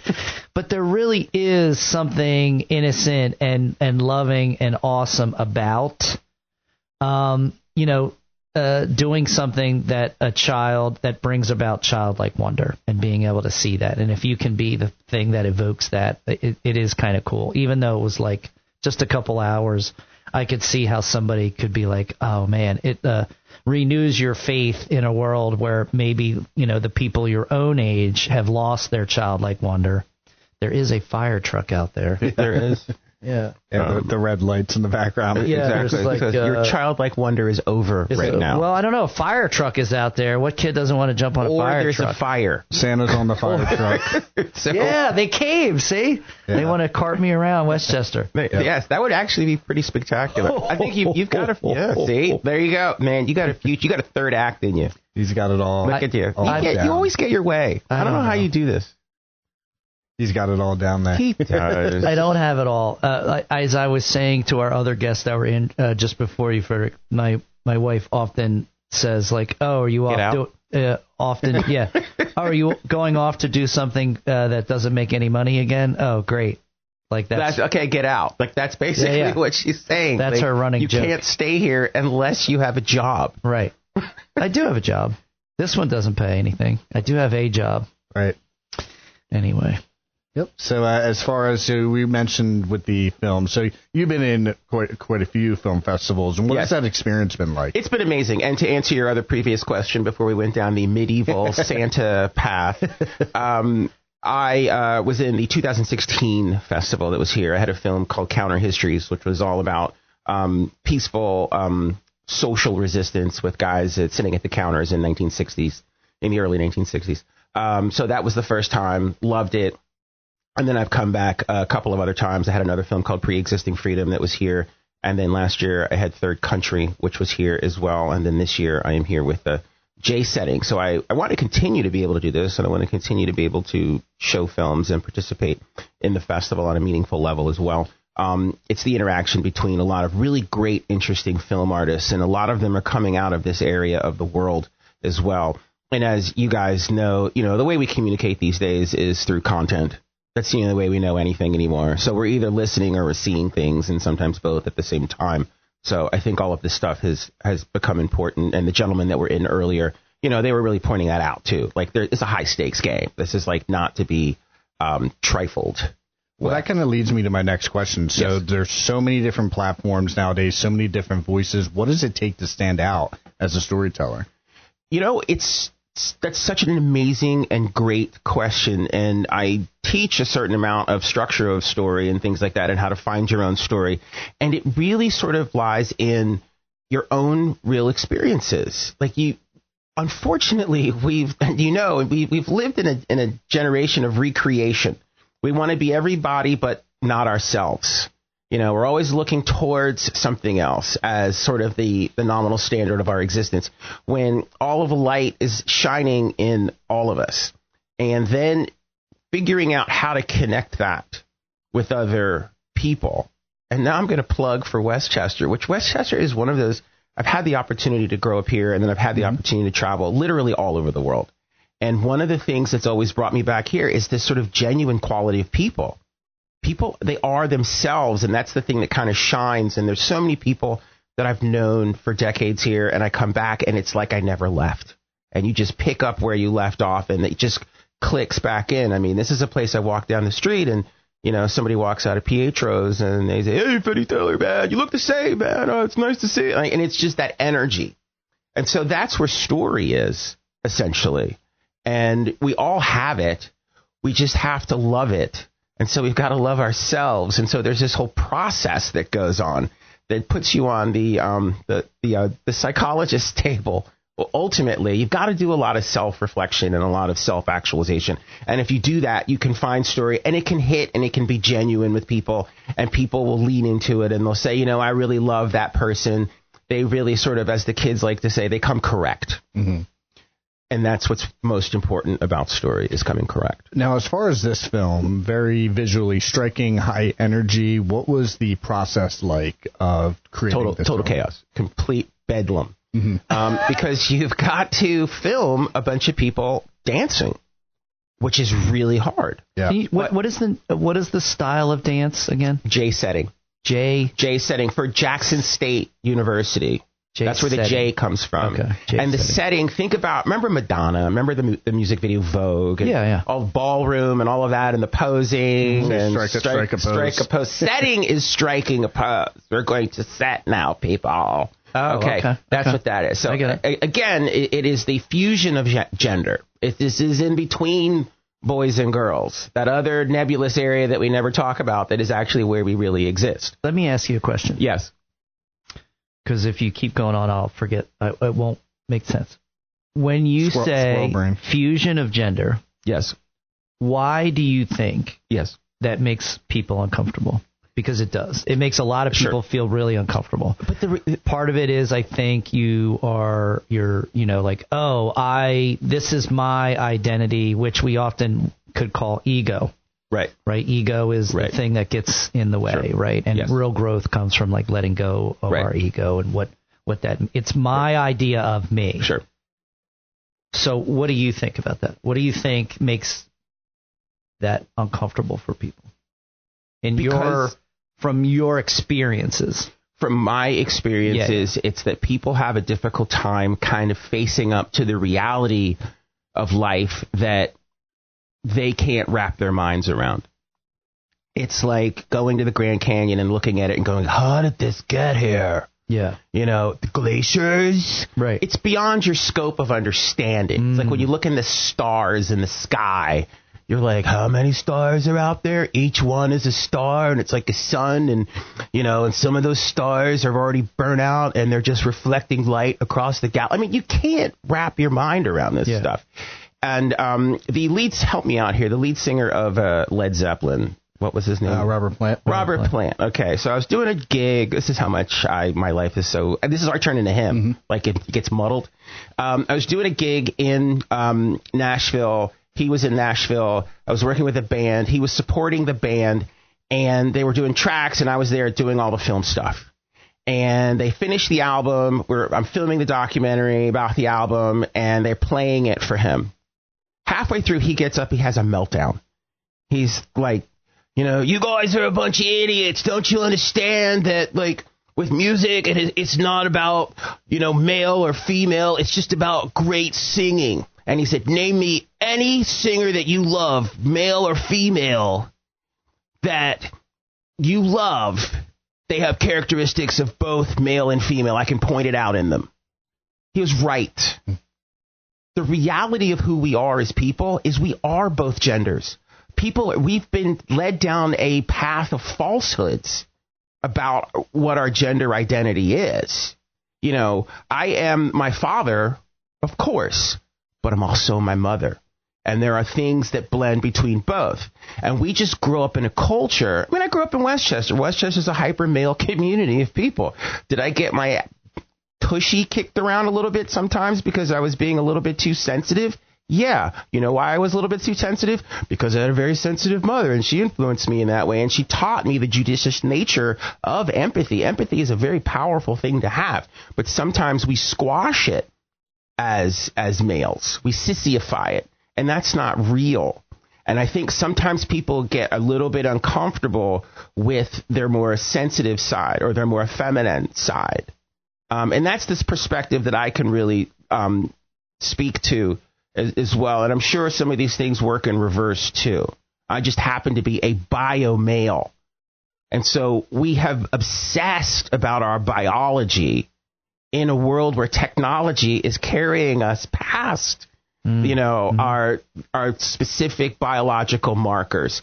And people have thoughts and feelings that are beyond that. And I've worked on projects with people that are transgendered and all kinds of stuff. And they've proven to me that, we're complex as human beings beyond what we can even imagine, the same way when we stare up into the stars or look into the Grand Canyon. We don't have the answers, and it's not good for us to run around all the time thinking that we should or do. Yeah, I think I've had experiences where, later in my life where you're talking about, some people refer, masculine and feminine energy and this, you start to get into these other things of like, I don't know, whatever you call it, esoteric or things like that. But it's like, well, there's things that are made up. We like to put things in a box and a label on it. And then there's the things we don't understand. And then there's all these negative things that we attached it to something because it's different, you don't understand it. Right. But I think you see in the past decade or so, in the growth of some focus on men and their mental health, and this idea of, well, why is it that men suffer so much with mental health? Like, who kills themselves? Men. Women aren't killing themselves nearly at the rate that men do. So what is that? Right. And I think there's a lot of things that go into understanding yourself. And then, our biology hasn't caught up with this technology that's going on. And what I mean by that in the technology part is, like, you touched on it earlier in our conversation about the expectations of things, of social media. It's like, you're constantly being sold this bill of goods of maybe what you should be. Sure. You do this, do that, instead of maybe just sitting with yourself and learning who you are. Like, I think there was a time where we had a lot more time to be with yourself.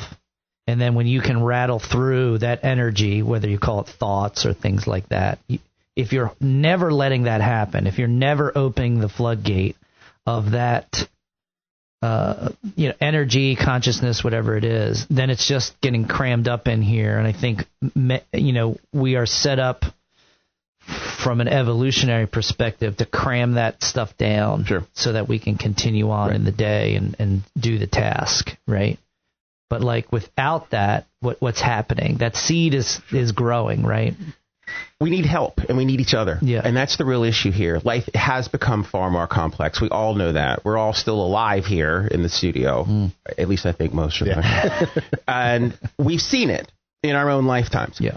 We need more people on board. We need more all hands on deck. And I think sometimes, and I'm speaking from this as a man, as a bio male who has been around a lot of men and a lot of bio males and men that have suffered the way that you're speaking. You know what they have a tendency not to do is to let people help them. You know what they have a tendency not to do is to let other people into the mix to be able to broaden the team. You know, it's like if you play third base, you can't play shortstop, you can't play second base.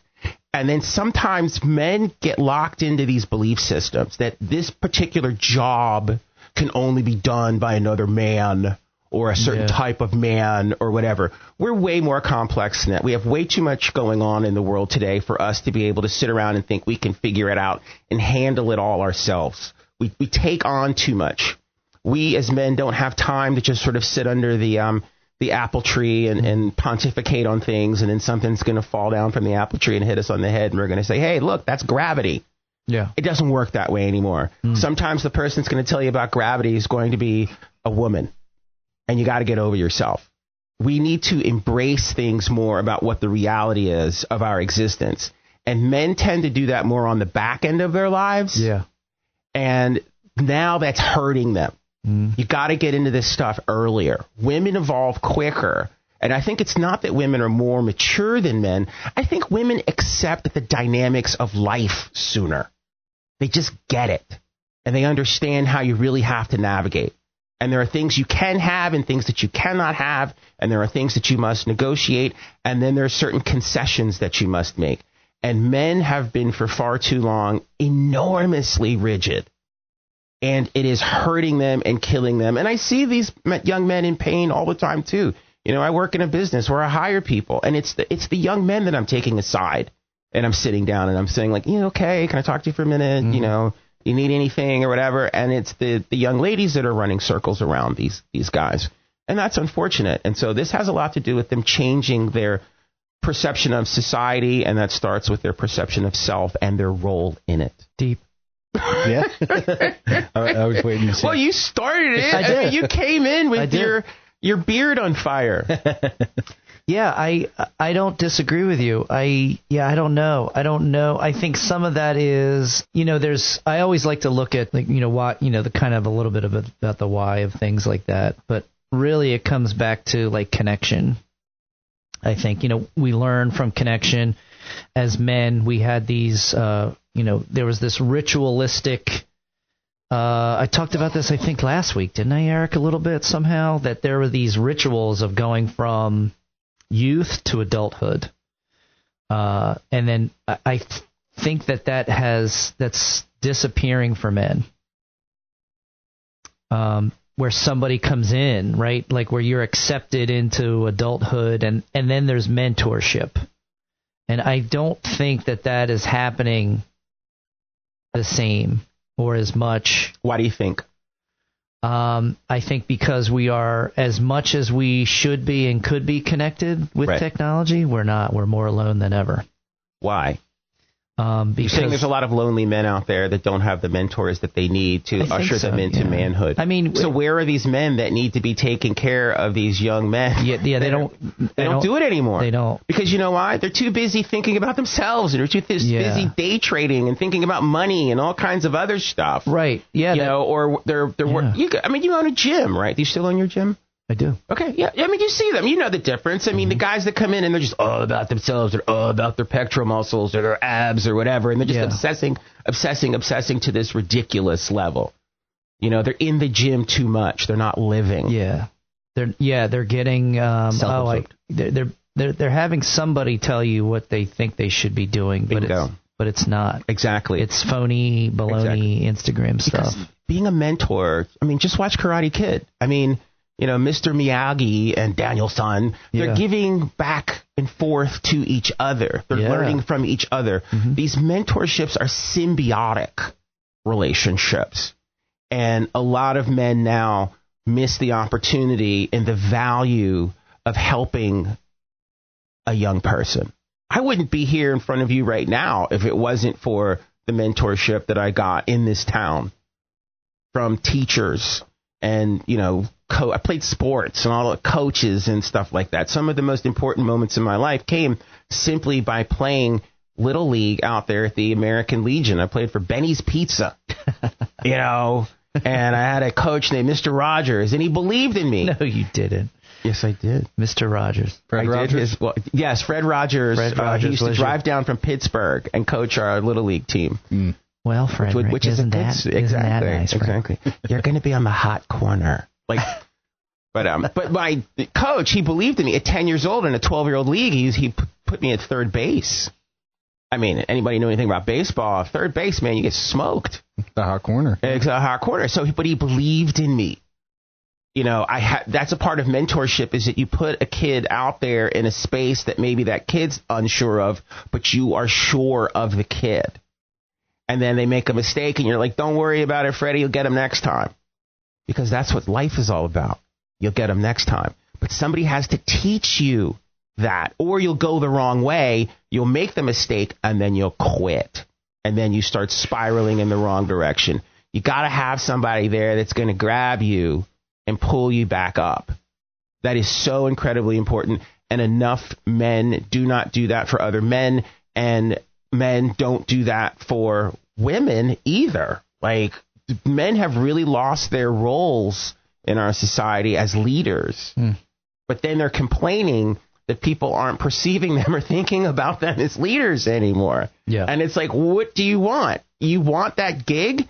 Go earn it. Yeah. And that's what I tell a lot of my hyper masculine friends all the time. It's not given, it's earned. You got to bust your tail for it more now than ever. You got to do the work. Yeah, I think society just in general, I think the 2020 really should have been a big learning curve for us. Is that instead of like digging in and being rigid, it should have been like, hold on a minute, we've given away our power. You know, we trust the big brother is going to handle everything, whatever that looks like, government, etc. Instead of being, and then we're like, oh, well, I don't like it. Well, right, you gave it away. So you can either take it back, how you do that, with actions and things, but, there needs to be, you can't be surprised that all of a sudden this big machine isn't representing you. Because it's not you anymore. It's become something else. I don't even think they gave it away. I think they fumbled the ball crossing the goal line because they got messy. They got arrogant. They got a little, full of themselves as well. There are a lot of men that walk around in our culture, in our society, that think they're special, and they haven't earned it. And they need to have their come to Jesus moment about that. And that it's painful. I get it. But you've got to walk through this pain in order to find enlightenment. And they're scared of that. And then they use all of these other devices that you're saying to just sort of, handhold them and cradle them through life. And that's not going to work. And that falls apart, too. And then once that falls apart, then you have all of these problems. And you're right. And they lose it. And in many instances, when these people become angry and upset and do terrible things, when the FBI comes in tracing back their steps, it always ends up back in their computer. What's the first thing that people do when they lose it and they do something in a tragic situation? The authorities come in and they seize their computers. That's where they source out what the hell was wrong with this particular person as well. And you're right, in many cases, in a lot of cases, it's men. And they need to come to terms with who and what they really are versus this false narrative that has been put in front of them. And now they have to make room for other people. It's within the past 50 years, 60 years, or 100 years that a lot of other people have come on board. We live in a different world than we did in 1926. 100 years ago, it was way different. And Westchester was here. Steve was there. He was there. You can totally tell. He is a time-traveling Santa. Yeah. He's a little thin, but I think that's because of the time traveling. Of course. Takes some weight off you. Course. Now, Frederick, I did want to focus in a little bit on, so going back to the film, a little bit about your craft. So in this particular film, how did you balance documenting something authentic while also making it cinematic? Going down the path of a tremendously talented director from stage and screen, Bob Fosse. Bob Fosse directed Cabaret. Bob Fosse directed All That Jazz. All That Jazz was the thing that inspired me the most for this, because it was sort of an attempt at trying to do something that was sort of documentary and stage and dance and film all at the same time. So that was really the North Star and the point of light in all this. So there are sequences that they're doing as dance routines that I specifically had asked, okay, we're going to do these and we're going to shoot these like a movie. So we're going to do different setups. Okay, everybody back to one. Let's do it again. Blah, blah, blah. This is a close-up. This is the wide shot. And then we're going to come back later. We're going to edit it all together and make it look fabulous. And then there's going to be other parts where we're just talking and we're interviewing thoughts and feelings. And then there are other parts where we're just sort of moving around and hanging out, and, you know, they're in wardrobe, getting ready. And then all of these elements are sort of put together along with like amazing drone shots of dance sequences and amazing drone shots of Atlanta as well. So it's part and parcel of all of these different elements coming together to tell that story. I don't think you can just tell that story in one sort of linear path. Dance is super, super complex. And at the same time, too, we had to capture this sort of in-between non-binary, you know, pendulum that was swinging back and forth between what our sensibilities are about femininity and what our sensibilities are about masculinity as well. And they acted out in dance. To see men do things that are more feminine in dance, it's different. Mm-hmm. It's interesting. And then sometimes they'll do something that's more masculine and powerful in dance, too. And that's cool. But then blending them together is awesome, and it's like a third eye. You're just going to the next level. Now, as far as the Westchester Film Festival, and we just had with our previous guest, they mentioned that they were the last film the first night. Do you know when yours is airing? Yes, I do. It is in the Friday block, the 7 to 9 p.m. block. I'm very excited about that. I love it when films are shown in the evening, early evening, and everybody can come and they're all awake and sober. Right, right. That's the best time to digest a film. So I'm very excited about that as well, and I'm very thankful to the Westchester Film Festival, and specifically Sarah Beck, who has been amazing, and everyone that works at this festival is amazing, and this festival just keeps getting better and better and better and better and more interesting as they continue to sort of, like, you know, push the standard a little bit. But 7 o'clock Friday, I'll be hanging around before partying. Yep, we'll see and you there. I'm going to see you there. And then between that 7 and 9 block is when it's going to be screened on Friday. Now, are you doing any? I know last year you had a panel you were doing. Or are you doing any? I'm doing another panel. I'm doing the 8:30 a.m. panel on Saturday. Bright and early. My God. After partying the night before, right. So I'm going to look a little tired, a little ragged, hagged. You know, so don't make fun of me. Right. It's going to be bad, and it's going to be the no selfie day. Oh, you got it. No You're selfie a professional. I'll fake it. You know, I'll put on that veneer and pretend like I'm okay, but on the inside, you'll know that I'm hurting. You got it. You got it. So I had a couple more questions here, Frederick. Again, we really appreciate you coming on, and of course, we'll be happy to talk to you tomorrow as well during the film festival. So what do you hope that audiences here in Westchester take away after watching this film? They have a better understanding of the broad-based nature of the LGBTQ community and how it is impacting them on a daily basis, and it's been impacting them their entire lives and for centuries. That's got to come to the surface, and that's got to become a level of awareness. You know, the fact that we actually know how to express ourselves. A part of that comes from the LGBTQ community, and through music, dance, art, culture, fashion. You know, there's all of these elements that go into a greater contribution to the greater good, and some of that can be accredited to the LGBTQ community. So I want to be able to show a film that people just get excited about. You know, I want the most masculine, hyper-masculine guy in Westchester that's at the film festival who's got the beer belly. He's going, I love this. This is great, man. Right. I'm so excited. I wish I could do some of those moves. That's what I want. I want people to be excited about people, and I want people to be excited about all people. And I think if we are excited about all people, it's going to help a lot of these men who are feeling put upon by society or being isolated by society. I do believe in love. Mm-hmm. And I do believe that if we all figure out how to love each other for who we are and what we are, everybody will be in a better place. There is room for all of us. We don't have to think that, happiness is only isolated for a few. And that's what you're going to get out of watching this film, too. The joy. The person that designed all the dances and things like that, Leland wept on the last day of shooting on our last shot. And like where he needed to be consoled. And I was like, oh, my God, what's wrong? Are you okay, Leland? And he said, you're the first group of people that have ever come into my life as filmmakers, as outsiders, who are just friends of the LGBTQ community who get it, who love us and want us to be our best selves and are assisting us and helping to move us forward. And that brought him to tears. And he's a grown man from Detroit, and he was brought to tears by that. And he is also a gay man, but he's also one of the toughest men I've ever met in my life. I wouldn't scrap with him in a bar. And he's openly gay. Now, where would you put Steve on the toughest, with the gym owner? That's good. That was awesome. Where would you put Steve on that? I'm so impressed with you right now as you're burying him alive.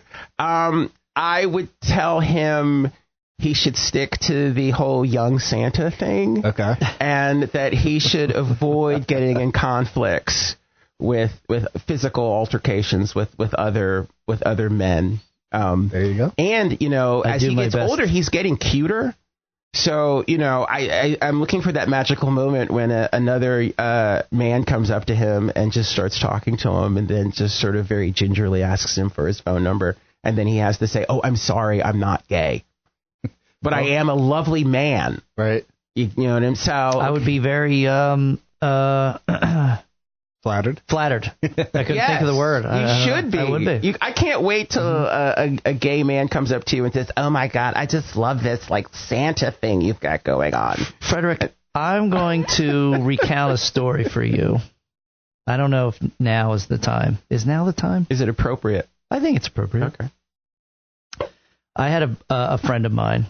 When you talk about hyper masculinity and things, we worked together, and he had met a woman on vacation. He went off by himself and did some all-inclusive vacation. And anyway, we ended up in Chicago. On the flight to Chicago, now this was quite some time ago. On the flight to Chicago, we're sitting three abreast here. It's my friend and me and this businessman making his flight home. He's got his paper out. That's how long ago it was. And the steward, a male steward, comes along. We got drinks. Very nice, happy guy. When I'm traveling, I love people. Everything's cool. And then the next drink comes along, and he's like, "Oh, it's only this much." I'm like, "Oh, cool, thanks." The last one, he goes, "This one's on me." And I went, "Oh, this guy's all right, man." Like, what? And the guy next to me, to my left, because, well, anyway, so the guy next to me with the paper goes, "Maybe he thinks you're in town for this." And that weekend was a big gay pride parade of Chicago. Huge. It's huge there. Huge. Yes. Huge. I had no idea how huge it was. And it was also the year, I think, the Grand Marshal was the football player who had come out as openly gay. Oh, yeah. Yeah. He had played for the University of Missouri. I can't remember. Drafted by the Cowboys. Was it Michael Sam? There was Michael Sam, Carl Nassib, a couple of players. There was one that's local. I mean, this is 15 probably Michael Sam plus years ago. Yeah. I can't remember. That would be pretty. So he said maybe it's for that. He thinks you're in town for this. And I was like, oh, all right. Well, you're a lovely man. So and you have pleasant voice and everything. And a then voice for radio. Now here it gets better, Frederick. Yes. You're gonna love this part. So we were visiting. We stayed at this woman's house. Very nice. We had been around Chicago, big Polish community. And so we decided to take this walk. Well, this is the day of the parade has been happening. Like the community she lived in there was a lot of it was a big gay community.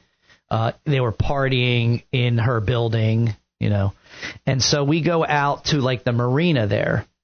And this is like the park where everybody goes after the parade, which I found so interesting because it was it was all, even though everybody was there for the parade, everybody was like segregated. There were the gay Hispanics were over in here, and then the lesbians kind of hung out in their squad. Like, even though everybody was kind of mixed, they definitely had places where they're hanging out. And so my friend and I are walking on this path, just him and I, and this guy comes up to me and he goes, my friend would love to take a picture with you. Do you mind? Look at you. And I went, well, sure. Now, my friend, if you could imagine the look on his face, he was like, what? He had no idea what was going on, but I immediately got it. And I put my arm around this young man, and he nestled up to me. I wish there's a picture out there floating around somewhere. I am bald. I have both my ears were pierced at that time. I want this picture. I want the picture. And this guy just was like, oh my God, you made my day. Thank you so much. Look at you, man. I don't know. There was something about God it that moves in mysterious ways. I was not upset by it. I wasn't. It was just somebody wanted to take a picture with me, and it was I don't know. I thought it was fun. It was beautiful. It was a beautiful moment. A human moment. That you I was going to say that it was a human share moment. Moving forward in your life. It was just non-judgmental. Hey, you want to take a picture? It Sure, says cool, so no much big deal. about you on a subtextual level, because the person that you just shared that part of your life, that story, that's the guy I met when I met you. When you walked up to me and said, "Hey, I'm from WCHE. Can I do an interview with you?" You can speak to this too. Mm-hmm. You are very accessible. There's something about you, in spite of all of the other stuff about you that makes us crazy. You're accessible. That door is always open. That door is not locked. And I think that's the key to life is never locking that door. And so I can totally see how that would happen for you. It was, I think it's a moment sometimes I go and reflect back on, and it saddens me sometimes when we are not nice to each other. Absolutely. And why aren't we nice to each other? Like, what are we really when? And I've been that guy. I've been that, the angry. I don't even know why I'm angry. I don't understand, and I don't want to understand. Right. And I think sometimes we could peel lots of layers of why that happens to people. I think when you're in survival mode, when you're drowning in your own things, and you're just like, I don't have time to understand this. But I think that you kind of touched on that earlier, that's the most important time, right? Maybe to be like, wait a minute, what are we battling for here? For real? What's really at stake when people are like, we gotta do this, whatever that belief system is. And I think that goes not just for these hyper-masculine males or conservatives or right-wingers. I see it on the other side, too. Absolutely. It's this rumination of things, sure, of where I see it all the time in a lot of people, mm-hmm, where they've allowed themselves to play the script of this story that somebody has written out for them.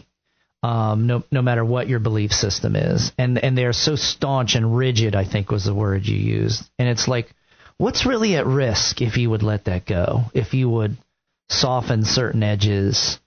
And it doesn't mean you have to take them on, but you could just a place of empathy.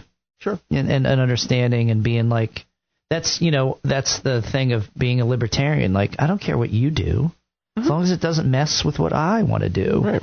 And I think I think that changes over time.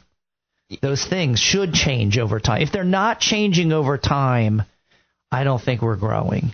Look at you, your little feminine sides all just bursting out on air. Look at that. There are women weeping now as they're listening to this broadcast. I think there are a lot of men out there that share that. They don't know how to articulate it. But you do, and I think that's wonderful. And maybe you need to hold a symposium here in town. I mean, one of the problems in this town has been its hypermasculinity. It's one of the things that I vividly remembered from growing up as a kid. It's one of the things that made me say, I don't want to be here anymore. I'm out of here, man. I'm going someplace else. And then once I really got set in who I was as a person, coming back here now, I can be me. And I still have people that I went to high school with that say things like, do you think that Freddie's gay? I don't know, man. You think he's gay? I'm not sure. And I'm like, these people have known me for decades, and they're still debating that or whatever. So let me ask you a question on that. Yeah. When somebody's like, oh, you're gay. Right. I don't know if that's a slur. Well, no, it's man, the thought just kind of went. I don't know if that's a negative thing. I think it's a positive thing. Right. I've seen you as a person, a human being, and that your sexuality or those things, it's the least of my concerns of you as a human being. People struggle with identifiers. And people worry about things that really, literally are none of their business. But I think that's also an argument for some people because they're like, why are we putting so much emphasis on that part of you? But I also get that maybe because it's been stuffed down or it's been looked down on or things. Yeah. Like, I would love to get to this middle road where, like, whatever you're doing is you're doing. Whoever you are is you are. Like, are you a good human being? Right. And that's what I want to see when I meet somebody. Yes. And that's what I want them to see in me. Right. And then these other things, if that becomes important as part of the story, we'll get to that. Right. Right? It's kind of like, but what's the kernel of you as a human? Exactly. I think that's the most important. I would like to see more focus on that rather than some of these fringe things, because I think they get there's a story that's being told about the thing, like, oh, I can't do any, like, I saw a video clip, crazy. Did I send that to you, Eric? Where it was like some town hall meeting. I do. I send you a lot of crazy stuff. The town hall meeting thing where the woman stands up and it's something about, I'm afraid to leave the house as my trans child, something like, it was like in some place that you're like, is that like that place doesn't have a Kmart? Do you think that's what they're really worried about? Type thing. It goes along the lines of like I don't know. It's so small that somebody's been told this story that it's a big problem, whatever that might be. I think that's sort of kind of what I'm getting at. Those things on the fringe of like who you are as a human. I wish we could push more the humanness. Are you a human? And those things make you up as a human. I get it. Totally. And we can all learn a lot from our brothers and sisters that are in the LGBTQ community, because that's one of the things that they've really worked out. If you've had the opportunity to go into some of these events or had gay friends and stuff like that, they're not as judgy. Now, they'll judge you based on what you're wearing, of course. But, which is kind of fun. Which is fun. Which is kind of fun. You should listen. Number one, you should listen. Generally, they're right. But as far as that basic understanding about human beings and that acceptance, it's beautiful. I mean, you walk into the LGBTQ community, nobody cares if you're black or if you're white or if you're tall or you're skinny or you're short or you're fat or you're Asian or you're Latin or whatever. Yeah. They love you. They love each other. And they love themselves, too, and that's where that fierceness comes from. And we can take a little bit of that for ourselves, too. And that's why I really sort of focus on this as an important subject. I had an uncle who was gay, and he was just a few years older than me, and I watched how he was sort of pushed to the side with the family, and I didn't get to have the kind of relationship that I really wanted with him. Yeah. And then, unfortunately, he passed away of HIV. I grew up in that era where, people that were gay were pushed to the aside, and then they would just die, and no one would really talk about them anymore. Yeah. And so I decided as a person that I'm not going to live my life that way, and I'm going to embrace everyone, and I'm the better for it. Did you think that? Do you think that was a bigger deal in the black community? Absolutely. I think it was a bigger deal because, the black community is extraordinarily aspirational, and for good reason. And, dealing with the subject of homosexuality is something that for a certain amount of time in the black community was perceived that was undermining their credibility as a community. Like, we got enough problems. We got enough problems. They looked at it as a problem, but it wasn't a problem. Right. James Baldwin is one of the greatest black intellectuals ever of all time, and he was gay. Okay, so the point is that we can't afford to lose anybody.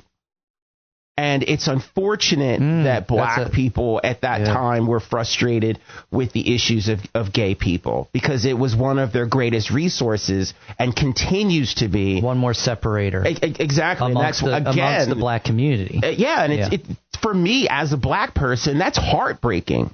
My uncle, I can't get him back. Yeah. But at the same time, too, this film that is going to be shown at 7 o'clock on Friday is exemplary of the fact that blackness moves through the LGBTQ community and helps the black community. And by that, it's helping everyone. Everybody can get something out of this film.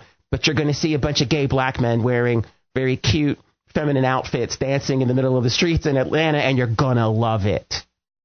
That's the point. And you have to be here, you have to shout out loud, and you've got to wave your flag proudly. And it's a black eye in the black community about how we have treated the gay community. And I am so thrilled to do anything that I can to help change that narrative. And that's one of the biggest motivating factors of why I did this film, to honor my uncle, and at the same time, too, to contribute to the greater good, not only for the black community, not only for the gay community, but for the community at large. And that's the one that I live in and was born in, and that's called the United States of America. Very, very well said. Now, Frederick, we're coming up on time here. Just want to give one more shout out to the film festival, of course, and of course the panel as well. Just your appearances this weekend. Yes, I will be hanging out at the party. It starts at 4:30 tomorrow. I just got a text from Sarah, who is the grand poobah of the whole thing. So she told me 4:30 tomorrow, and then between 7 and 9 is the screening. I will be screening in a block with several other filmmakers that I'm very excited about too. And then I think there's stuff after that, hanging out, and then I've got to be back there front and center 8:30 in the morning on Saturday. And we're talking about the ascension of filmmakers, what you need to do, the do's, the don'ts, and trying to get to the next level as a filmmaker, which I think will be pretty exciting too. So I'm thrilled about that. And I will be bumming and slumming around town. I have a bunch of different people here that I love. I have a bunch of friends that I've grown up with that have businesses here. So I try to visit everybody, and I try to hang out as well. And just, again, just reorient myself back into the community that raised me. So for me, this is also a way of refueling myself, too, because I come back here and I feel and see a lot of truth and honesty. And it helps me as a person. And I'm black. And I'm here. And this is who we are, what we are, or whatever. And I'm a part of this. And I'm going to stand on that forever. And I've had people that are all different backgrounds, from Italian to Irish to Polish, blah, blah, blah, blah, blah. And they're my people. At the same time, the other black people in this community are my people, too. I love them all. And all of my Latino friends and all my Asian friends and all kinds of stuff. Frederick, you are a good human, and you're telling good stories that need to be told. And I really appreciate you taking time out of your day to come here and share. So that means you're going to bring me back in June when I'm doing Juneteenth here, along with Pride. What Rustin? What's going on with Juneteenth? Bayard Rustin. They do it every year. You can come on the Chester County History Center. You can come on here anytime you're in town. Yes, I love to have you on. You're always doing different stuff. If we want to see more about you and your work, where can we go? TomorrowPictures.com. TomorrowPictures.com is the corporate site, corporate entity. We have a streaming platform called TomorrowPictures.tv. We're developing a new micro-drama platform called Vertigo as well. And I have a artist site, and it is FR, the number 3DER, the number 1CK. And if you just Google that, FR3DER1CK, you will get everything in the universe that is about me. from soup to nuts, as they like to say. And then I'm working on a wonderful documentary right now about a gentleman who was dying of Alzheimer's. That's another project that I am extraordinarily excited about. That's going to be coming around in the next year too. So I look for things to continue to rise and to change and finding new pathways of expression and other ways of being able to affect the communities that are around me too. There we go. So, Frederick, we appreciate you coming on this morning, and we look forward to seeing you this weekend. You got it, my friend. So you better say hello to me, or I'm going to come up to you and make it weird. Of course. Well, happy to do so. So thank you again. We'll see you Friday, for sure. Appreciate it. Thank you for coming on.